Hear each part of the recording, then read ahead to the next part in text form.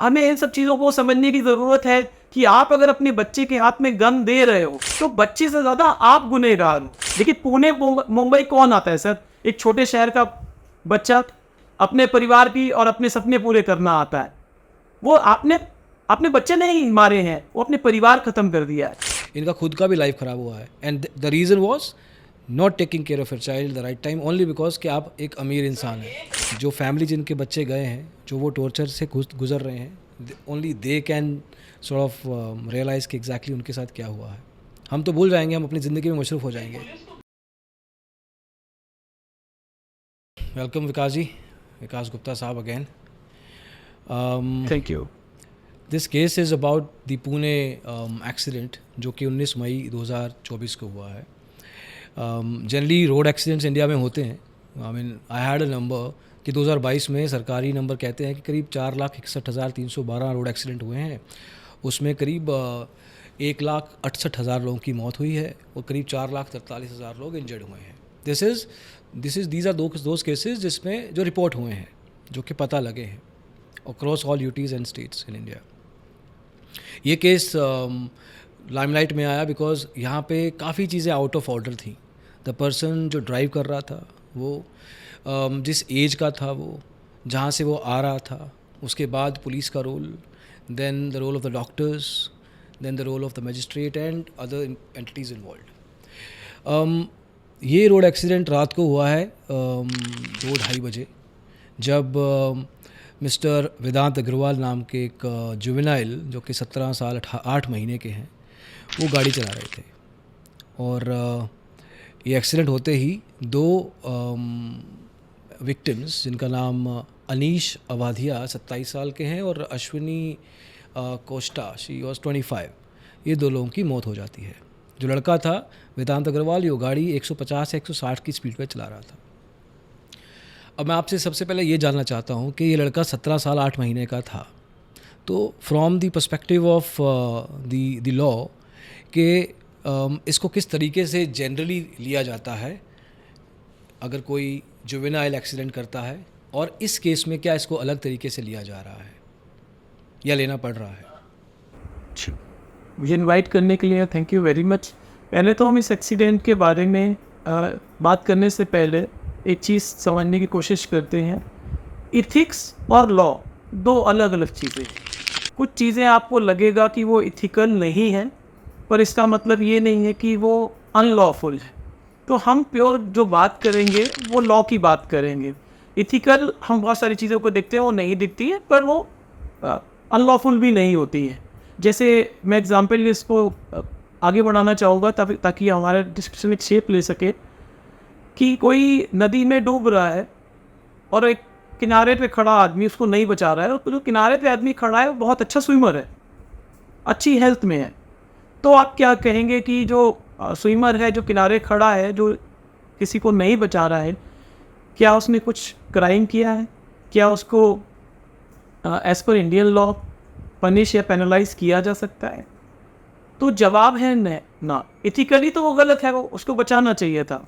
Ethically तो हमें भूखे को खाना भी देना चाहिए। अगर हम भूखे को खाना नहीं दे रहे हैं तो उसकी भी डेथ हो सकती है, तो वो भी एक तरीके से कल्पेबल होमिसाइड, मर्डर या किलिंग या कुछ भी आप बोल सकते हैं, पर लॉ में नहीं है। लॉ प्योर बुक्स है जो लॉ में डिफाइन किया गया, और वो भी हज़ारों सालों के बाद होता है। लॉ मेकिंग प्रोसेस कोई एक दिन का काम नहीं है, सैकड़ों और हज़ारों साल लगते हैं तब लॉ बनता है। तो हम बात करेंगे यहाँ पे लॉ की। तो जो आपका पहला क्वेश्चन है जुवेनिलिटी का, तो जुवेनाइल जस्टिस एक्ट कैसे डिफाइन करता है, चाइल्ड को कैसे डिफाइन करता है?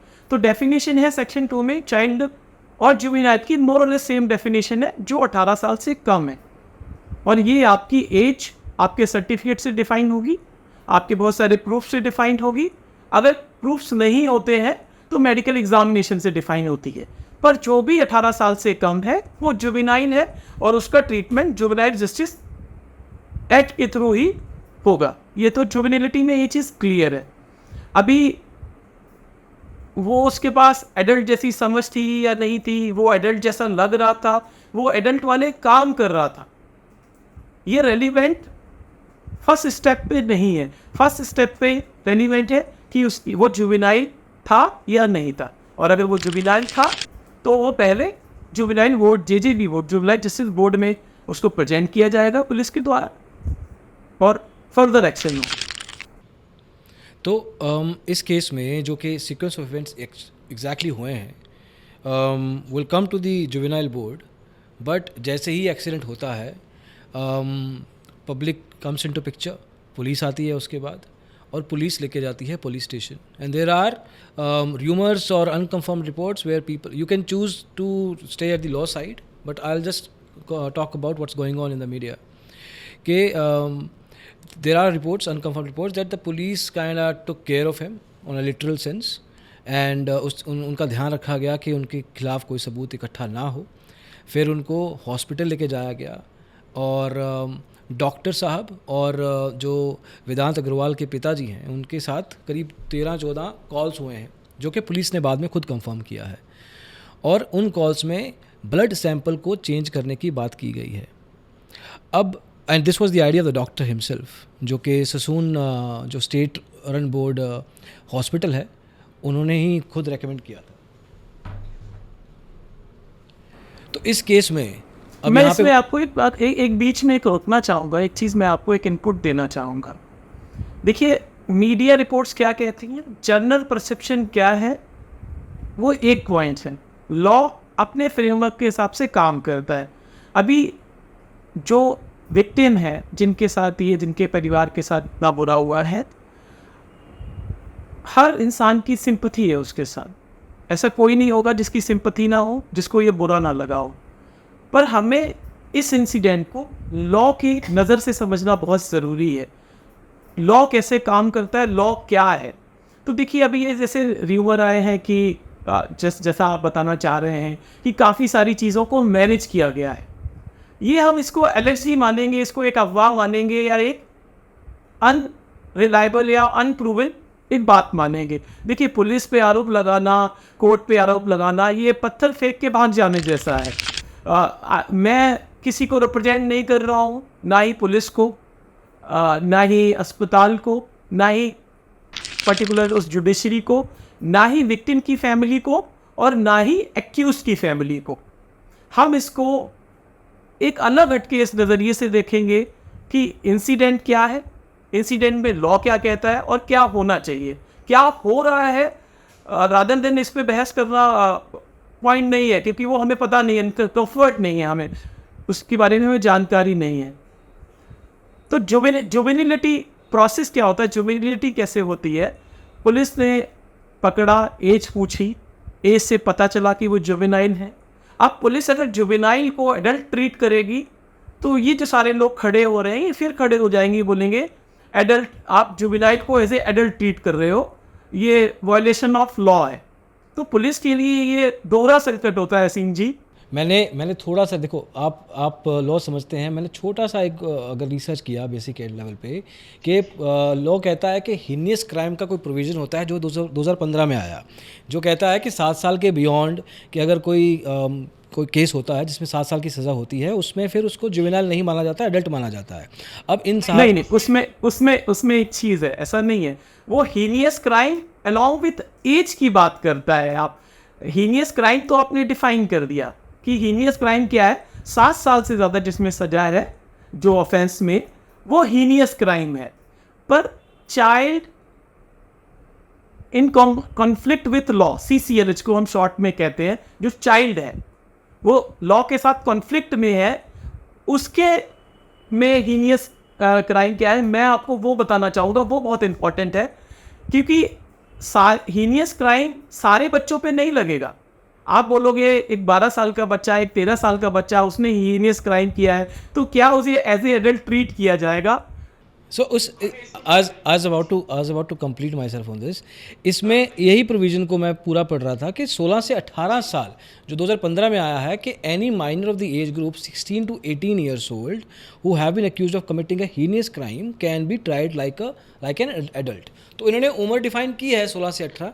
ये जनाब जो है लड़का जो है वो 17 साल 8 महीने का है, तो उस एज ग्रुप में तो ही फॉल्स, प्लस इनके 16 से 18 के बीच में आ रहे हैं। हाँ जी, प्लस इनके ऊपर 304 भी लगाया, 304 ए और 304 दोनों लगाया गया है। तो 304 में तो 10 साल का सज़ा होता है, अप टू 10 ईयर्स। तो उस केस में तो ये दूसरा जो उसका प्रोविज़न है उसको भी मीट करता है कि 7 साल के बियॉन्ड।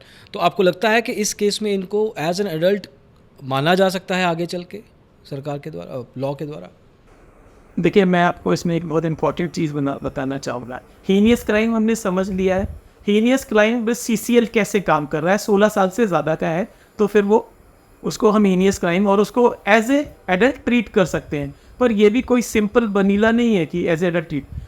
JJB बोर्ड उसको प्रॉपर एग्जामिन करेगा, एवेल्यूएट करेगा, साइकोलॉजिस्ट, साइकेट्रिस्ट वगैरह वगैरह एक्सपर्ट की एक राय लेगा, फिर उसको वो एक ऑर्डर पास करेगा, एज ए एडल्ट इस CCL चाइल्ड को ट्रीट करा जा सकता है। और देखिए, आप समझिए, JJB बोर्ड के भी जो प्रिसाइडिंग ऑफिसर और जो जजेस होते हैं वो भी मजिस्ट्रेट और फर्स्ट क्लास जज लेवल के इंसान होते हैं। वो कोई नॉर्मली टेक्निकल मेंबर्स नहीं होते, जुडिशियल मेंबर्स भी होते हैं, उसमें टेक्निकल मेंबर्स भी होते हैं।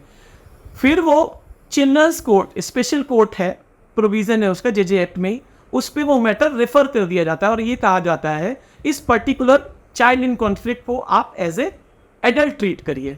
अभी समझिए, JJ बोर्ड के कहने वैसे कि इस चाइल्ड को एज ए एडल्ट ट्रीट करिए, जो चिल्ड्रंस कोर्ट है वो उसको एडल्ट ट्रीट नहीं करेगा, वो अपना दोबारा से उसका एवेल्यूएशन करता है, सेपरेट टीम लेता है, सेपरेट एक्सपर्ट से ये एक बार देखता है कि इसे एज ए एडल्ट ट्रीट करना है या नहीं करना है। अगर करना है तो उनके पास एक्सपर्ट की ओपिनियन के साथ वो ये डिसाइड करते हैं और उसको एज ए एडल्ट ट्रीट करते हैं। देखिए, और अगर वो कहते हैं इसको एज एडल्ट ट्रीट नहीं करना है तो वो वापस उसको JJB बोर्ड के पास वो मैटर को भेज देते हैं, तो फिर वो जुवेनाइल की तरीके से ट्रीट होगा। तो ये जो एडल्ट और जुवेनाइल को ट्रीट करने का जो एक प्रोसेस है ना, ये बहुत ही सोफिस्टिकेटेड प्रोसेस है, बहुत ही इंपॉर्टेंट प्रोसेस है। तो इसको हम ह्यू एंड क्राई से नहीं डिसाइड कर सकते, इसका एक प्रॉपर कोर्ट ने प्रोसेस बना रखा है। देखिए, अगर किसी जुवेनाइल को अगर आप गलती से एडल्ट ट्रीट कर रहे हैं तो भी ये वायलेशन ऑफ लॉ है, इररिस्पेक्टिव ऑफ क्राइम तो हुआ है, लेकिन लॉ में एक्सेप्शन है। 7 साल से कम का बच्चा कुछ भी करे, IPC में बहुत क्लियर है, nothing is offence done by under as of 7 by any child. 7 से 12 साल का कोई बच्चा अगर करता है तो भी वो ऑफेंस नहीं है, अनलेस उस 7 से 12 साल के बच्चे को ये समझ हो कि वो जो करने वाला उसका कॉन्सिक्वेंस क्या है, वो क्या कर रहा है। तो ये रिटन लॉ है, तो इसको हमें थोड़ा समझना पड़ेगा। ये सोसाइटी के हिसाब से बन रहा है। अभी देखिए, बहुत डेवलप हो रहा है मामला, बहुत बच्चे भी समझदार हो रहे हैं। आजकल का 15 साल का बच्चा एक 40 साल के, 50 साल के या 70 साल के एडल्ट से बड़ा होता है, पर इसका मतलब ये नहीं है कि वो 50 साल का हो गया या 70 साल का हो। Fair. See, the context that I am coming from is a Google search. So that is why we need an actual technical sort of response on everything we talk about. तो अब देखो, यहाँ से 2 डायरेक्शंस बन सकती हैं, या तो वो जुवेनाइल की तरह ट्रीट होंगे या वो ट्रीट नहीं होगा। अब मैं इन दोनों डायरेक्शंस में एक एक करके जाना चाहूँगा कि लेट्स से, क्योंकि अभी लाइक वाइल वी टॉकिंग एक 3 मेंबर टीम बना दी गई है, जो आपने बोला एग्जैक्टली वैसा ही कुछ हुआ है, और 3 मेंबर कमेटी ने डिसाइड करना है कुछ दिनों में whether he is a juvenile और नॉट। तो let's say if he is treated as a juvenile, तो इस केस में देखिए there are many layers to this case. मैं थोड़ा ऐड ऑन करूँगा इसमें। अब इसमें सोशल कुछ नहीं है, this is what the facts are. Fact क्या है, अब मुझे पता नहीं उसका इम्पैक्ट क्या होगा इस केस के ऊपर।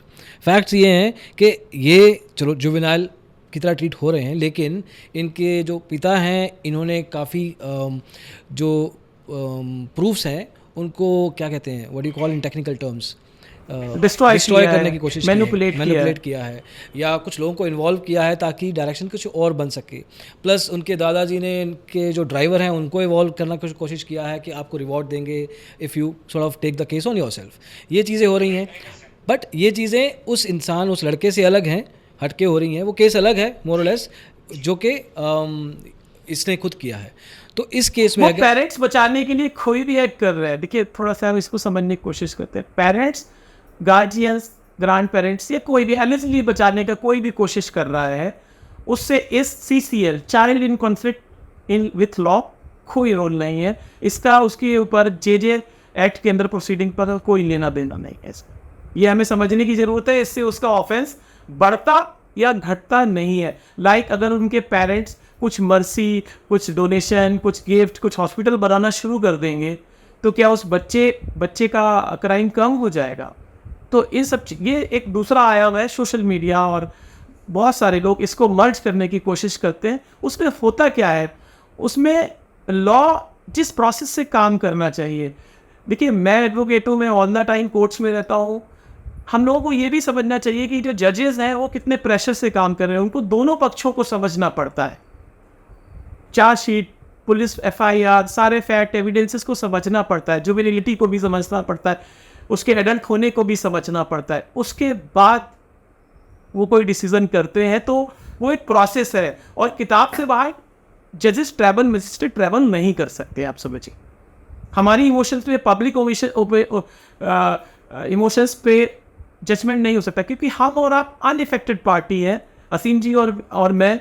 तो शायद हम लोग इस पे लीगल बात तभी कर पा रहे हैं। अगर हम लोग इफेक्टेड पार्टी होते तो हम तो या तो बचाने की बात कर रहे होते, या हम उसको हैंग टिल डेथ वाली बात कर रहे होते। हम दो ही बातें कर रहे हैं। लेट्स से चलो फिर अगर ये आइसोलेटेड केसेस हैं अलग अलग तरीके से, तो इफ़ दिस किड जो वेदांश है ये अगर एक जुवेनाइल की तरह ट्रीट होता है, तो उस केस में लॉ क्या कहता है कि इसके साथ क्या होगा? देखिए, जुवेनाइल में observation home, safe house, safe home का एक कॉन्सेप्ट है। आप पनिशमेंट तो ना ही समझिए, पनिशमेंट तो है ही नहीं। मतलब ऑब्जर्वेशन में होम में भेजा जा सकता है, उनको कहा जा सकता है वो साइकेट्रिस्ट, साइकोलॉजिस्ट के सेशंस को अटेंड करें, काउंसलिंग को करें, कम्युनिटी सर्विसेज करें, क्योंकि आपको क्रिमिनल नहीं माना जा रहा है। देखिए, किसी भी क्राइम में दो पार्ट हैं, mens rea and actus reus. Actus reus जो एक्ट हुआ है, तो एक्ट तो गलत हुआ, ये हमें दिख रहा है। मेंस रिया, क्रिमिनल इंटेंशन है या नहीं है, वो चाइल्ड के केस में उसको बिल्कुल एब्सोल्यूट बार कर दिया जाता है। अगर इंटेंशन है भी, for the sake of discussion हम मान लेते हैं कि 10 साल के बच्चे के मन में इंटेंशन है, या 6 साल के बच्चे में इंटेंशन है, तो उस इंटेंशन को नो इंटेंशन माना जाता है, मतलब मेंस रिया नहीं माना जाता है, और उसमें कोई भी पनिशमेंट या फाइन नहीं होता है। ओके तो मतलब सी या I mean you are right. मैं उस बात पे वापस जा रहा हूँ कि अगर मैं किसी तरीके से कनेक्टेड होता इस केस से, तो I would feel very indifferent law से। मैं सोचता कि लॉ का मुझे कोई लेना देना नहीं है, I want revenge, I want things to be taken care of, but law doesn't, आप जैसे आप कह रहे हो, डजेंट टेक यू देयर। मतलब अब देखिए ये तो चीज़ हुई है ना कि विद इन, ये संडे को हुआ है, मतलब एक छुट्टी के दिन हुआ है, don't remember the day, but the magistrate took care of the case. 15 घंटे के अंदर उनको जो वो बेल मिला है। अब मैं I am just going into a different direction, but just want to get an opinion on this कि क्या ये एक ऐसा ही होता है, this is like the modus operandi और बिजनेस एज यूजुअल, कि ऐसा होता है कि हमेशा ही फॉर एवर, चाहे ये एक मज़दूर का बच्चा होता तो भी ऐसा ही होता उस केस में, या इनके लिए कुछ स्पेशल किया गया है? देखिए, बहुत अच्छा सवाल पूछा है आपने, बहुत पॉइंट वाली बात पूछी है, बेल वाली, कि बेल कैसे, उस चाइल्ड को बेल कैसे मिली है। मैं चाइल्ड ही बोलूँगा क्योंकि रिकॉर्ड्स में उसको अभी अंडर 18 दिखाया गया है। तो बेल प्रोविज़न को पहले हमें समझने की ज़रूरत है कि बेल प्रोविज़न क्या है, बेल का सिस्टम क्या है, बेल कैसे मिलती है, क्या ग्राउंड्स होते हैं, कोर्ट कैसे बेल करता है। तो देखिए, वो जेजीबी के पास, जुवेनाइल जस्टिस बोर्ड के पास जाता है, और बेल एक तरीके से मान के चलिए जुवेनिलिटी में कंपलसरी है, बेल मिलेगी ही मिलेगी। अगर हम उसका एक प्रोवाइजो है, मैं उसको भी आपको एक बारी पढ़ के बताना चाहूँगा, तो हम ज़्यादा बेहतर समझ पाएंगे। सेक्शन 12 सर, देखिए, bail to a person who is apparently a child alleged to be in conflict with law. When any person who is apparently a child alleged to committed a bailable or non-bailable, अब simple offences भी है और serious और heinous offences भी हैं, is अपरेंडेड और detained bye police और appear और brought before A board, such person in spite of anything contained in CRPC, in any other law for the time being in force, be released on bail with or without surety, or placed under supervision of probation officer, or under any care of any fit person. तो bell का जो section 12 का जो clause वो ये कह रहा है कि किसी भी जुवेनाइल को अगर जेजेबी के सामने लाया जाता है तो उसको बेल दे दी जाएगी जनरल है, और ये सारे केसेस में दी जाती है। इसका एक प्रोवाइजो है कि बेल किस कंडीशन में नहीं दी जाती है। Provided that such person shall not be released if there appears reasonable ground for believing that the release is likely to bring that person into association with any known criminal or expose the said person to moral, physical or psychological danger, or person's release would defeat the end of justice। अब मैं यहाँ पे रुकना चाहूँगा। देखिए, पहला part उस accused, उस child with conflict with law की बात कर रहा है कि अगर उसको बेल नहीं दी जाती है और ये लगता है कि वो गलत लोगों की संगति में पड़ जाएगा, कुछ और गलत काम करने लगे, तब उसको बेल नहीं दी जाएगी, जो कि इस केस में कहा नहीं जा सकता है। ठीक है, या on the person release will defeat the end of justice, बच्चे को छोड़ देने से जस्टिस में प्रॉब्लम, जस्टिस डिलीवरी करने में प्रॉब्लम हो सकती है। तो ये बहुत ही सीरियस बात है। बच्चे को बहुत ही, बेल अगर आप नहीं दे रहे तो बहुत ही सीरियस ग्राउंड होना चाहिए कि बच्चा फिर ऐसा बार बार करेगा, वो गलत लोगों के साथ इन्वॉल्व है, बैड कंपनी में फिर ऐसे ऑफेंसेस करेगा, या उसको छोड़ देने से, जो कि नॉर्मल क्रिमिनल केसेस में बेल क्यों नहीं मिलती है कि आप एविडेंस को टेम्पर कर सकते हो, विटनेस को डरा सकते हो। बच्चा अगर ये सब चीजें करेगा तो उसको बेल नहीं। ऑन रिक्वेस्ट कि अगर ये कर रहा है इस केस में there is a possibility that वो हो सकता था, मतलब क्योंकि काफ़ी चीज़ें हो चुकी थी उससे पहले। I mean I can't go into the depth because nobody knows. नहीं, बिल्कुल ठीक, आपका सवाल ठीक है, आप जो सवाल पूछना चाहते हो मैं समझ गया, लेकिन आप उस चीज़ को देखिए ना, बच्चा तो कस्टडी में था, फिर भी वो सारी चीज़ें हुई हैं ना, तो बच्चे की कस्टडी से या बाहर होने से कोई फर्क नहीं पड़ रहा था। वो सारी चीज़ें जो आप जो मैनेज कहना चाहते हो, जो चीज़ मैनेज कर रही थी, अलग फैमिली मैनेज कर रही थी, वो तो बच्चे की एब्सेंस से मैनेज कर रही थी, उसके बच्चे के प्लस या माइनस होने से फर्क नहीं पड़ रहा था। तो बच्चे को छोड़ देने से वो चीजें मैनेज होने लगेंगी, ऐसा तो इस केस में दिखाई नहीं पड़ा। वो तो ऑलरेडी पहले से एलिजिबली मैनेज हो रही थी। तो आप ये समझिए ना, वो चीजें तो पहले से ही मैनेज हो रही थी आपके हिसाब से। और अब मैं इस सेक्शन 12 को एक चीज में इंपॉर्टेंट बताना चाहूंगा। देखिए, हमारे कॉमन लॉ कंट्री है, हर ऑर्डर का एक रीजनिंग देनी पड़ती है, पर इस सेक्शन का फर्स्ट पार्ट कहता है कि जज को कोई रीजनिंग नहीं देनी है। इसीलिए अगर आपने इस ऑर्डर की व्हाट्सएप कॉपी जो हमें मीडिया से अवेलेबल हुई है, उसमें हमने देखा है कि इसको बेल देने का कोई रीजन नहीं दिया गया है, इसको सिर्फ कंडीशंस दी गई हैं कि वो निबंध लिखेंगे, बैड कंपनी से दूर रहेंगे, ABCD सारी चीजें करेंगे, लेकिन उसमें रीजन नहीं दिया गया है कि जज क्यों बेल दे रहा है। ज्यादातर आप बेल एप्लीकेशन में देंगे रीजन फॉर द बेल होता है या reason for the denial of bail होता है।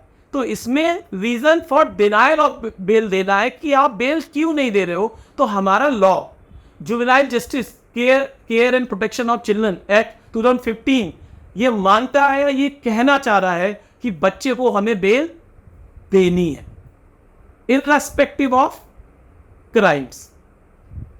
तो ये बेल की बारे में हमने बात करी है। अभी आप चाहे तो अगला पॉइंट पे हम लोग एडल्ट ट्रीट कैसे होता है और उस पर क्या होता है उसके बारे पे डिस्कस कर सकते हैं। तो ऑर्डर में कोई गलती नहीं है, ऑर्डर ठीक है। और मेरे हिसाब से ये कहना कि जजेस प्रेशर में है,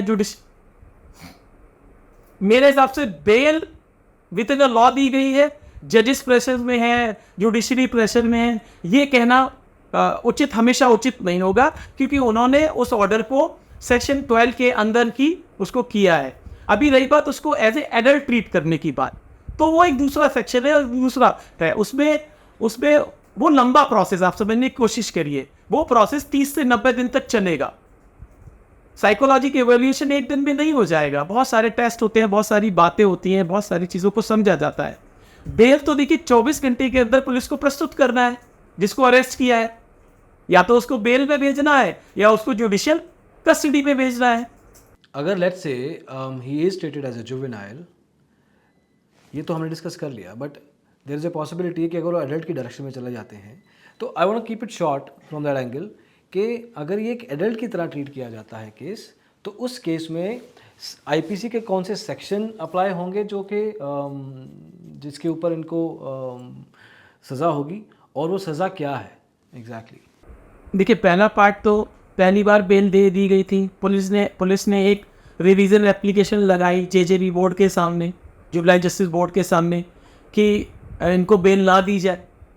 तो जुबिलाइन जस्टिस बोर्ड ने, चूँकि प्रेशर बहुत ज़्यादा, मीडिया प्रेशर बन गया, ये सारी चीज़ें बन गई थी, अगर उन्होंने उस एप्लीकेशन को समझते हुए उस चाइल्ड CCL को अगर कस्टडी में भेजा है तो ठीक, मैं समझता हूँ। अगर प्रेशर में किया है, जैसा मैं मानता नहीं हूँ, तो वो ठीक नहीं है। तो उन्होंने उसको देखा है कि उसको दोबारा से उसकी बेल कैंसिल करके उसको एक दोबारा से कस्टडी में भेज दिया है। अभी हम दूसरे पॉइंट पे आते हैं कि उसको एडल्ट ट्रीट करने का प्रोसेस क्या है। तो मैं आपको एडल्ट ट्रीट करने के प्रोसेस को, जैसे मैं आपको बता चुका हूँ, ये 2 स्टेज प्रोसेस है। एक, जेजेबी खुद उसको करेगा, फिर वो चिल्ड्रंस कोर्ट को भेज देगा उसको, फिर चिल्ड्रन कोर्ट फिर उसका एवेल्यूशन करेगा, और अगर वो फाइनल इस बात पे आता है कि वो एडल्ट की तरह ट्रीट हो सकता है, तो पुलिस ने जिस तरीके के भी सेक्शन लगाए हैं, रैश ड्राइविंग है, वो आप मुझे FIR देखनी होगी। Unfortunately I don't have a copy of FIR and court order, लेकिन वो फिर जो भी पुलिस, रैश ड्राइविंग है या नेग्लिजेंस, डेथ बाय नेग्लिजेंस है, 304 if I M right, 304 part 2, तो वो लगा सकती है। तो उसके हिसाब से, लेकिन वो FIR में लगाने से नहीं होता है, वो कोर्ट उसका पूरा प्रॉपर ट्रायल होगा, चार्जशीट बनेगी, उसमें चार्जेस को देखा जाएगा, फिर चार्ज फ्रेमिंग होगी, फिर उन चार्जेस के हिसाब से उनके ऊपर केस चलेगा। लेकिन एक बात और समझिए, for the sake of discussion, कोई जुवेनाइल 16 साल का है और हम मान लेते हैं फास्ट ट्रैक के मेथड से उसको 2 महीने के अंदर उसको सजा भी हो गई, 2 महीने के अंदर उसको सजा भी हो गई, तो क्या वो जेल भेजा जाएगा? तो जेजे एक्ट क्लियर है, जब तक वो 21 साल का नहीं हो जाता है, तब तक उसको जेल में नहीं भेजा जाएगा। तो आप और कोई कितना भी कुछ कहे, उसको एज ए एडल्ट ट्रीट करने के बाद भी वो प्रॉपर जेल, जो एडल्ट की जेल है, उसमें उसको नहीं भेजा जाएगा। उसको 21 साल तक, 16 से लेकर 21 तक, 17.5 से लेकर 21 तक उसको observation home, safe home, other than jail में रखा जाएगा। जब वो 21 साल का हो जाएगा तो वो अपना रिमेनिंग पनिशमेंट जेल में पूरा करने जाएगा। 18 साल से 21 साल की जो सजा है, जिसमें वो जुवेनाइल होम में रहेगा, वो भी सजा की तरह काउंट होगी? वो कट जाएगी। राइट, वो कट जाएगी। रिमेनिंग सजा जो रिमेनिंग बची है, मान लीजिए 16 ईयर का कोई है और उनको किसी को 8 ईयर का पनिशमेंट, इम्प्रिजनमेंट मिला है उनको, तो 5 साल 16 से 21 वो ऑब्जर्वेशन ऑन जुवेनाइल होम्स में काटेंगे, और बाकी के जो समय बचा है 3 साल वो प्रॉपर जेल में काटेंगे, क्योंकि 21 साल से पहले आप जुवेनाइल को जेल में नहीं भेज सकते। 21 साल से बाद जितना भी समय रहेगा, बाद जितनी सजा है वो उतनी पूरी करने जाएंगे, सजा को पूरी करने जाएंगे। अब रही बात आईपीसी की, मैं आईपीसी पे बात करता हूँ। अगर उसे एडल्ट की तरह ट्रीट करेंगे तो सेक्शन 304A है, कॉजिंग डेथ बाय नेग्लिजेंस मतलब लापरवाह होकर गाड़ी को चलाना। सेक्शन 304 आईपीसी है, culpable homicide not amounting to murder. ये बहुत इंपॉर्टेंट, इसका एक पार्ट 2 है। अगर वो लग जाता है, जो कि लगने की चांसेस, देखिए पुलिस के किसी सेक्शन या धारा को लगाना एक अलग बात है, कोर्ट का एक due process of the law है, उस लॉ के हिसाब से वो सारे उसके इंग्रेडिएंट्स को देखती है कि क्या जो अपराध हुआ है वो सेक्शन की सारी जो रिक्वायरमेंट है उसको पूरा कर रहा है। अगर वो पूरा कर रहा है तभी वो सेक्शन चार्ज में होगा, इशू फ्रेमिंग में, चार्ज फ्रेमिंग में आएगा और उसी पे केस चलेगा। और फाइनली अगर प्रोसिक्यूशन अपना case beyond reasonable doubt prove कर पाता है तो फिर उसी सेक्शन में उसको सजा होगी, जिसके चांसेस प्रैक्टिकली बहुत कम होते हैं। 304A के ज़्यादा होते हैं, 304 के चांसेस काफ़ी कम होते हैं, क्योंकि उसका जो स्क्रूटनी है वो बहुत ज़्यादा रिगरस है, उसमें फिर कहीं ना कहीं इंटेंशन वगैरह का रोल भी हम कह रहे हैं फास्ट ट्रैक, बट जनरली बहुत एक्सेप्शनल केसेस होते हैं जहाँ पे फास्ट ट्रैक केसेस लिए जाते हैं। Let's say this doesn't go a fast track mode, I hope it does, but let's say if it doesn't, तो उस केस में ये एक जनरल रूटीन केस की तरह लिया जाएगा, जहाँ पे एक पार्टी तो ये खुद है, दूसरी पार्टी वो पेरेंट्स हैं, आई थिंक, जो कि जिनके बच्चों की डेथ हुई है। पहले तो इस बात को वैलिडेट कर दीजिए, करेक्ट? स्टेट नहीं है, ओके। सो उस केस में अगर ये केस लंबा खींचता है,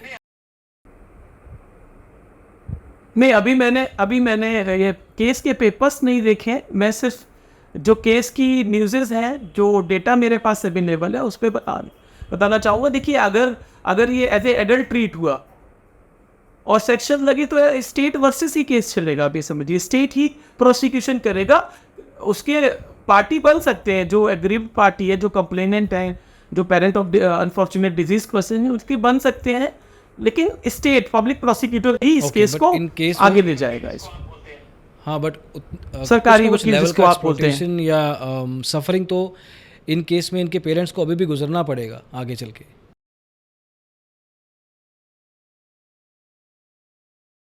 देखिए, लॉ न्याय पाना एक कठिन एक्सरसाइज है, पर अगर आपको न्याय पाना है तो वो उस नदी को पार करना होता है। वो प्रोसेस है, वो प्रोसीजर्स को फॉलो करना पड़ता है, हेयरिंग पे जाना पड़ता है, विटनेस होती है, बहुत सारी चीज़ें होती हैं। वो एक प्रोसेस इसलिए भी बना है, एक आपने बहुत चीज़ फेमस सुनी होगी कि 100 दोषी छूट जाएं पर एक निर्दोष को सजा ना मिले। 100 लोग जो दोषी हैं वो छूट जाए, 100 एक्यूज या गिल्टी छूट जाए, पर एक जो इनोसेंट है उसको सजा ना मिले। तो इसलिए ये प्रोसेस बहुत रिगर होता है, बहुत सिस्टमेटिक होता है और थोड़ा टाइम कंज्यूमिंग भी होता है। तो किसी निर्दोष को सजा ना मिले, कोर्ट के लिए ये ज़्यादा इंपॉर्टेंट होता है, रादर दोषी को सजा मिले ये भी इंपॉर्टेंट होता है। पर अगर आप स्ट्रिक्ट सेंस में मेरे से हाँ या ना में जवाब पूछना चाहेंगे कि निर्दोष को सजा ना मिले या दोषी को सजा ना मिले, तो कोर्ट निर्दोष को सजा ना मिले, पनिशमेंट ना मिले, उस पर ज़्यादा फोकस करता है, ज़्यादा काम करता है, ज़्यादा मेहनत करता है, रादर देन कि दोषी को सजा मिले। बराबर, मैं दोनों को बराबर बोलूंगा, लेकिन अगर आपका सवाल ऐसा है कि किस पे करे, तो शायद दोषी निर्दोष को सजा नहीं। ये एक जनरल बात है, ये ज़्यादा लेकिन इस फोकस होता केस है, में ठीक है, सोशल मीडिया प्रेशर है, मीडिया आउटक्राई हो रहा है for a change and all that, but इस केस में things are pretty straightforward. मतलब चार्जशीट बन रही है अभी या सेक्शंस लग रहे हैं पुलिस की तरफ से, जो भी अभी तक पता लगा है, वीडियो सामने हैं फॉर दैट मैटर, तो उस केस में ये चीज़ के गुनाहगार है या नहीं है, ठीक है, जनरल बात करना अच्छी बात है, बट इस केसेस में जब पता है, जजेस को भी पता है, don't you think they take this call themselves and move these kind of cases to fast track themselves? नहीं, जजेस को कुछ नहीं पता होता है जब तक प्रोसिक्यूशन एविडेंस नहीं रखता है। मीडिया रिपोर्ट में क्या आ रहा, यूट्यूब और सोशल मीडिया पे क्या चल रहा है, उसका कोई रेलिवेंस नहीं है जब तक पुलिस सारे एविडेंसेस को नहीं रखेगी। एविडेंस माने तो वीडियो, जो उसकी वीडियो फुटेज हैं, ब्लड सैंपल रिपोर्ट हैं, बहुत सारी चीज़ों को जब तक नहीं रखा जाएगा। देखिए, आजकल ऑनलाइन का ज़माना है, बहुत CCTVs लगे हैं, बहुत सारी चीज़ें। एक प्रोग्राम में आप ही बोल रहे थे कि अब तो डीप फेक जो है वो बहुत सारी चीज़ों को फेक भी कर देता है, तो किसी को फेक बना भी सकता है अपराधी और किसी को निर्दोष साबित भी कर सकता है। वो गाड़ी कौन चला रहा था, ये तो बहुत सारे केसेस में आपको पता है, मिथ है, आज भी मिथ है। आपने बहुत फेमस केसेस सुने होंगे, आज तक पता ही नहीं है वो गाड़ी कौन चला रहा था। तो पुलिस के ऊपर भी बहुत बड़ी रिस्पॉन्सिबिलिटी रहती है, उसको भी एविडेंस देने पड़ते हैं, और सोशल मीडिया की भी सारी और हमारी आपकी भी सारी बातें सुननी पड़ती है कि पुलिस तो बिक गई है, पुलिस तो बिक गई है। बिकी है या बिकी नहीं है, पर समाज ने हमारे मान लिया है कि पुलिस बिक गई है। पुलिस बहुत बहुत ईमानदारी से भी काम अपना करती है, मैं बेईमानी पे नहीं जाऊंगा, पर बहुत ईमानदारी और बहुत मेहनत से काम करती है। और कई बार पुलिस 8-8, 10-10 दिन 24/7 घर भी नहीं जाती है, तो प्रेशर उनके ऊपर भी बहुत होता है, काम बहुत होता है। क्योंकि कोर्ट में अगर FIR और चार्जशीट में कोई भी कमी निकली तो डिफेंस लॉयर उसकी धज्जियां उड़ा देगा। तो पुलिस को बहुत ज़्यादा मेहनत करनी पड़ती है। तो एकदम से हम सरस तरीके से नहीं कह सकते हैं कि सब कुछ मैनेज है। पुलिस के ऊपर भी बहुत, आप देख रहे हैं, बहुत बहुत बातें उठ रही हैं। अच्छा, पुलिस के ऊपर आवाज़ उठाई जा रही है, कहा जा रहा है कि सब कुछ मैनेज है या मैं मैनेज कैंडिडली नहीं पूछ है। रहा हूँ अब, आई डोंट नो कि किस तरह से answer, and this is the last question I have on this, कि डू यू थिंक कि ये केस इसलिए इतना लाइमलाइट में आया है क्योंकि इसके 2 दिन बाद और 3 दिन पहले भी बड़े केस हुए हैं इंडिया में जो पता नहीं है किसी को, अखबार में भी नहीं आए हैं, डिजिटल मीडिया में भी नहीं आए हैं, किसी को नहीं पता है। लोकली पता लगे होंगे, पुलिस स्टेशन में रिपोर्ट हुए होंगे at max. But do you think कि इस केस को लाइमलाइट ज़्यादा इसलिए मिली है कि बहुत सारा सोशल मीडिया आउटक्राई हुआ है from a normal citizen, and that is why it has been picked up by politicians, by police, now by a lot of social societies, and now the courts as well?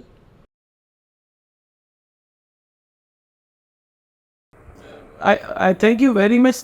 You asked this question. This is the best question you asked.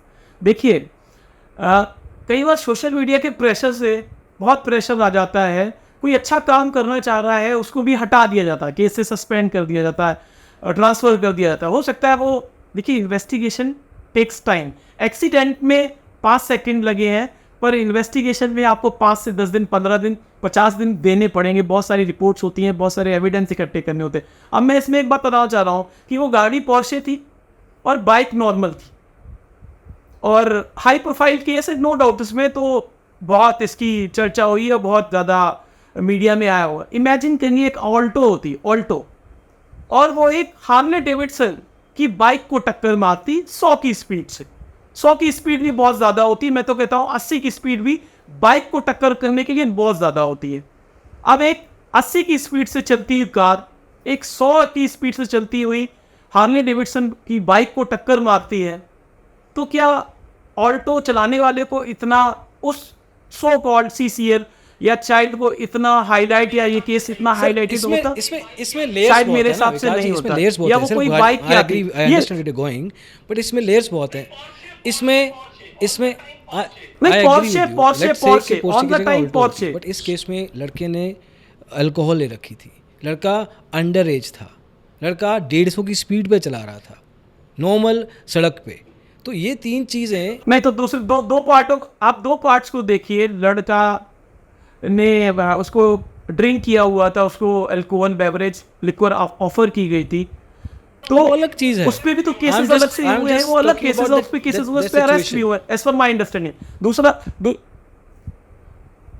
नहीं, मैं point two point आ रहा हूँ, उस पर point हुआ।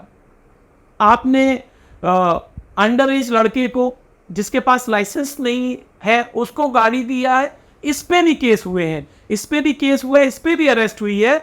और आप कहीं ना कहीं देखेंगे कि प्रोसेस फॉलो हो रहे हैं, प्रोसेस फॉलो हो रहे हैं। मेरा पुलिस को डिफेंड या उनकी बुराई करने का इरादा नहीं है, मैं आपको सिर्फ ये बताना चाह रहा हूँ कि बहुत जगह पे वो प्रोसेस को फॉलो कर रहे हैं। और रादर देन पहले से डिक्लेयर कर देना कि सब कुछ गलत हो रहा है, हमें चार्जशीट तक का इंतज़ार करना चाहिए पुलिस के केस का। और देखिए, पुलिस ने उसके बाद रिवीजन एप्लीकेशन डाली है, लेकिन वो as per my limited understanding वो अभी सीसीएल जेल में नहीं गया है, और वो अभी जेल में ऐसे जाने वाला नहीं है। आप ये समझिए, ऐसे जेल में नहीं जाने वाला है। मैंने और आपने बोल दिया send him to jail, hang him, send him to jail, ऐसा नहीं है। प्रॉब्लम सर ये है, प्रॉब्लम मुझे लगता है लिक्वर ऑफर करने वाले की, पेरेंट्स की गाड़ी देने की, या जो साथ में ड्राइवर है उसका ज़्यादा फॉल्ट है। अगर ये लड़का गाड़ी चला रहा था, लड़के का फॉल्ट है, इसमें तो कोई डिस्कशन ही, डिबेट ही नहीं है, फॉल्ट है, वो गाड़ी चला रहा था 150 पे या 100 पे भी चला रहा था। इंडिया की रोड अभी 100 किलोमीटर पर आवर के लिए भी कोई रोड नहीं है इंडिया में, इस पर माई अंडरस्टैंडिंग। आप कितने भी हाईवेज पे जाए, 100 बहुत ज़्यादा स्पीड है, लिमिट 100 ही है। तो 150 की तो मुझे नहीं पता है कोई भी रोड इंडिया में है। पर आप देखिए, ये लोग भी गुनहगार हैं जो उसको अल्कोहल ऑफर कर रहे हैं, इतना ज़्यादा पैसा दे रहे हैं, गाड़ी दे रहे हैं, वो साथ में जो ड्राइवर चल रहा है। ऐसा नहीं है ये पहला केस है rash driving, drunk and driving का, सबको पता होता है। BMW, ऑडी, पोर्शे, ये सब गाड़ियां बहुत तेज चलती हैं, और इन्हीं से बड़े बड़े लोगों के एक्सीडेंट होते हैं। तो पेरेंट्स को भी पता होता है कि उन्हें भी सीरियस होना चाहिए। आपकी एक गलती से, मैं बोलूँगा पेरेंट्स की ज़्यादा गलती है, या वो रेस्टोरेंट में लिक्विड सर्व करने वाले की ज़्यादा गलती से। 2 innocent, 2 aspiring, I think they are coming from Madhya Pradesh, if I am not wrong, they came to Pune to make their career, अपने परिवार को कुछ वो अच्छा जीवन देने के लिए वहाँ पे आए थे, तो उनकी लाइफ चली गई है। ये लड़के की गलती है तो है, पर ये गलती सपोर्ट जो पूरा उसका सिस्टम है उसकी ज़्यादा गलती है। लॉ बहुत ज़्यादा उस पर स्ट्रिक्ट नहीं है, पर पनिश उन्हें भी मैक्सिमम पनिशमेंट उन्हें भी मिलना चाहिए। अभी के लिए मेरे को ये लग रहा है कि जुवेनाइल को लेके थोड़ी बहुत I need your views on that, थोड़ी बहुत क्लैरिटी इन टर्म्स ऑफ जैसे जैसे जनरेशन बढ़ रही हैं, एज ग्रुप जैसे हमने शुरुआत में बात की थी कि 20 साल या 40 साल पहले का 18 साल का एडल्ट और आज के एडल्ट 18 साल में बहुत फ़र्क आ गया है। आज का एडल्ट आई थिंक बहुत जल्दी एडल्ट हो जाता है।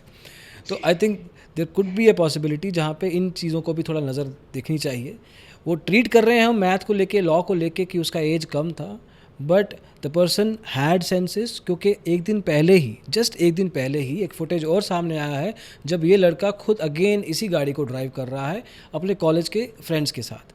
सो इट वाज, ऐसा नहीं है कि अनजाने में किया उसने, बचकाना हरकत की है, ऐसा I don't think probably is the case. I am just an opinion making person like any other citizen out there, but from that angle इन चीज़ों को भी देखना चाहिए कि जुवेनाइल किस तरह के इंसान को कब तक ट्रीट करना चाहिए, and this probably is a high time, this case could be a high time where amendments can be made to this law. नहीं सर, देखिए पहले ये 16 से 18 और हीनियस क्राइम का क्लॉज नहीं था, ये अमेंडमेंट होके आया है। आप लॉ की थोड़ा प्रॉब्लम है, आप उसकी भी लिमिटेशन समझिए, उसे कहीं ना कहीं तो एक लाइन बनानी पड़ेगी कि इसके नीचे नो ऑफेंस है और इसके ऊपर ऑफेंस है। इसको लॉ को कहीं ना कहीं तो एक लाइन देनी पड़ेगी। फिर तो अगर हम ऑफेंसेस से पनिशमेंट या ट्रायल को डिसाइड करेंगे तो वो नहीं हो पाएगा। देखिए एज बहुत सारी आईपीसी में भी एज 16 से कंसेंट की एज 18 कर दी गई थी फीमेल के केसेस में। तो बहुत सारी चीज़ें चेंज होती रहती। मैंने जैसे आपको पहले भी बताया है कि लॉ मेकिंग एक बहुत ग्रेजुअल प्रोसेस है, वो एकदम से नहीं बन सकता है।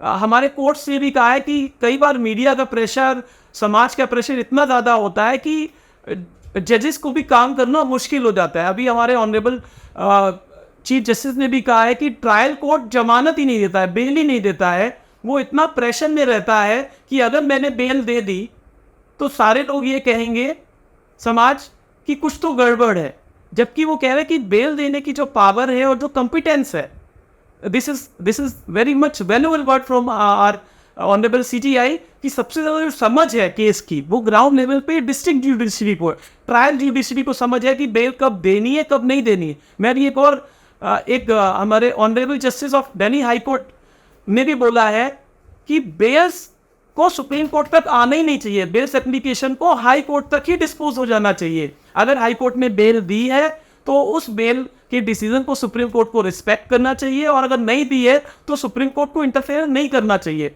तो ट्रायल कोर्ट के पास जो सबसे लोअर पे है, लोअर लेवल नहीं बोलूँगा, सबसे फर्स्ट लेवल ऑफ जो जुडिशरी है, जो क्वासी जुडिशरी है, जो बॉडी है, उसके पास सबसे ज़्यादा इंफॉर्मेशन है, सबसे ज़्यादा एक्सपीरियंस है, आप समझिए। तो अगर वो बेल दे रहा है तो बहुत समझ के दे रहा है। आपका जो दूसरा पहलू है कि उसने पहले भी चलाया, तो आप ये देखिए ये रिपीटेड है, मतलब फैमिली ध्यान ही नहीं दे रही है। हमें इन सब चीज़ों को समझने की ज़रूरत है कि आप अगर अपने बच्चे के हाथ में गन दे रहे हो तो बच्चे से ज़्यादा आप गुनहगार हो। Porsche is a loaded gun, कोई भी कार, पोर्शे को छोड़ दीजिए, ऑल्टो या नैनो को भी ले लीजिए, वो भी एक लोडेड गन है। रोड पे आने के बाद आपको क्या लगता है नैनो से किसी को हिट नहीं करा जा सकता है या ऑल्टो से हिट नहीं करा? I am not going to car brands, पर छोटी से छोटी कार भी एक लीथल वेपन है। तो अगर आप वो किसी भी अनमेच्योर या जो लॉ में अलाउड नहीं है उसको दे रहे हो तो वो गलत है। आप भी, मेरा मानना है, उतने ही जिम्मेदार हो उस इंसिडेंट के जितना जिम्मेदार वो बच्चा है। ये हमारे समाज को समझने की बहुत ज़रूरत है। इस केस से हमारे समाज को जागने की बहुत ज़रूरत है। मैं तो प्रे करता हूँ ये लास्ट पोर्शे का और लास्ट एक्सीडेंट केस हो रहा है, क्या ऐसा होगा तो क्या पेरेंट्स जिम्मेदार नहीं होंगे? पेरेंट्स को समझना पड़ेगा। पोस्ट BMW ऑडी की चाबी नहीं, हम लोग रेगुलर देखते हैं और हम लोग कुछ नहीं कर पाते हैं। सोसाइटी में देखते हैं 16 साल का लड़का, 17 साल का लड़का, 15 साल का लड़का BMW और ऑडी चला रहा है, हम लोग देखते हैं। हम लोग अगर पेरेंट्स से कह देते हैं कुछ कि सर दिस इज रॉन्ग, तो उल्टा हम लोगों से लड़ने लगते हैं। तो आप चाइल्ड इन कॉन्फ्लिक्ट को ही नहीं जिम्मेदार समाज ठहरा रहा है।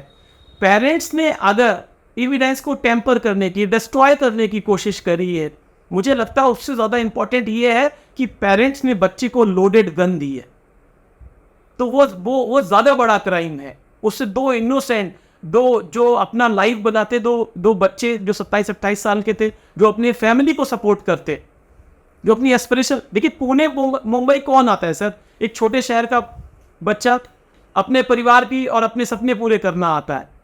वो अपने बच्चे नहीं मारे हैं, वो अपने परिवार खत्म कर दिया है।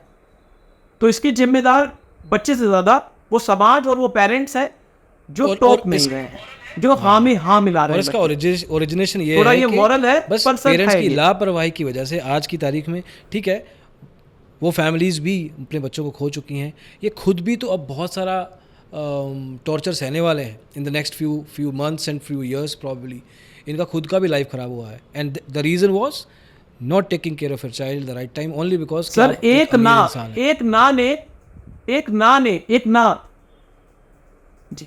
ना ने कि नहीं आपको गाड़ी नहीं चलानी है, पूरा सिस्टम खराब कर दिया। आप ये समझिए, किसी की जान गई है इनोसेंट लाइफ की, उसका परिवार खराब हुआ है, और आप लोग भी सफर कर रहे हो। तो ना बोलना जरूरी है, ये मॉरल हो जाएगा। पर जब तक लॉ इस तरीके के नहीं बन पाते हैं, हमें मोरालिटी को थोड़ा समझना पड़ेगा। मैंने स्टार्टिंग में बोला था, morality has no such role in law, लेकिन इन सब चीज़ों में तो मॉरलिटी की बहुत ज़्यादा वैल्यू है, एथिक्स की बहुत ज़्यादा वैल्यू है। आप उसको बियर पीना, शराब पीना अलाउड कर रहे हो, घर पे बच्चे पी रहे हैं 17-18 के पेरेंट्स के साथ, उनको समझना पड़ेगा। आज़ादी की एक लिमिट है, एक डेफिनेशन है। Great thank you so much Vikas ji for sharing these technical insights. और हमने केस के काफ़ी डायमेंशंस को भी टच किया, एंड आई होप के people get to know. Social media पे people say a lot, it's easy to do that, करना आसान है, बट जो फैमिली जिनके बच्चे गए हैं, जो वो टॉर्चर से गुजर रहे हैं, only they can sort of realise कि एग्जैक्टली उनके साथ क्या हुआ है। हम तो भूल जाएंगे, हम अपनी ज़िंदगी में मशरूफ़ हो जाएंगे।